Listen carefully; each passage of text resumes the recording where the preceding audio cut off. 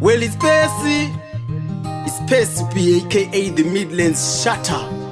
Me say rest in peace, boss Tawanda Sundao.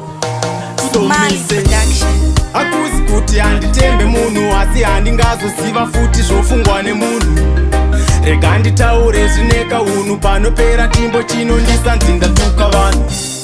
Nerimwe ramazuva ndichaenda kwamupfiga nebwe vana vangu dzova nherera.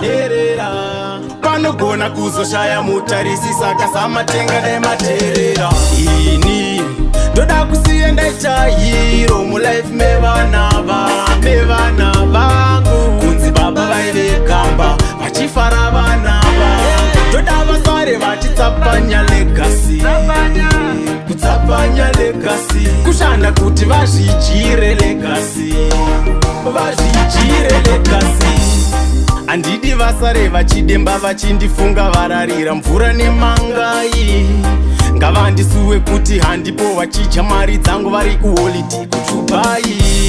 Hama dzinogona kuchengeta kana kurega saka pindireba ndinoshanda.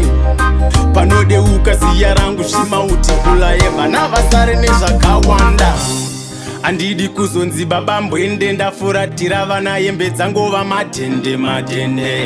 Ndipei simba chero pandinorima ndoti ngazvikoweke. Ini ndoda kusiya ndaita hero mulife mevana vangu. Kunzi baba vaive kamba vachifara vana vangu. Ndoda vasare vachitsapanya legacy. Kutsapanya legacy kushanda kuti vazvidyire legacy. Ndisimbisei kunge Samusoni kumhuri yangu ndobva ndaita zihaikoni. Pandokugudza mvura yemagoni ndisajambwe nemukana ini ndakavhura mboni.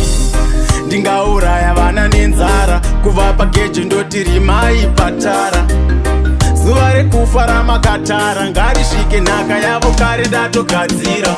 Ini ndoda kusiya ndaita hero mulife mevana vangu. Kunzi baba vaive kamba vachifara vana vangu. Ndoda vasare vachitsapanya legacy.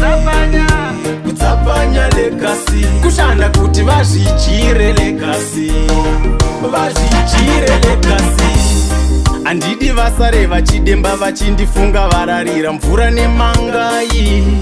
Ngavandisuwe kuti handipo vachidya mari dzangu vari kuholidi kuchupai. Hama dzinogona kuchengeta kana kurega saka pindireba ndinoshanda. Panodeuka ziya rangu zvimauti kulaye vana vasare nezvakawanda. Handidi kuzonzi baba mbwende ndafuratira vana hembe dzangova madhende. Ndipei simba chero pandinorima ndoti ngazvikoweke. Ini ndoda kusiya ndaita hero mulife mevana vangu. Kunzi baba vaive kamba vachifara vana vangu. Ndoda vasare vachitsapanya legacy. Kutsapanya legacy kushanda kuti vazvidyire legacy.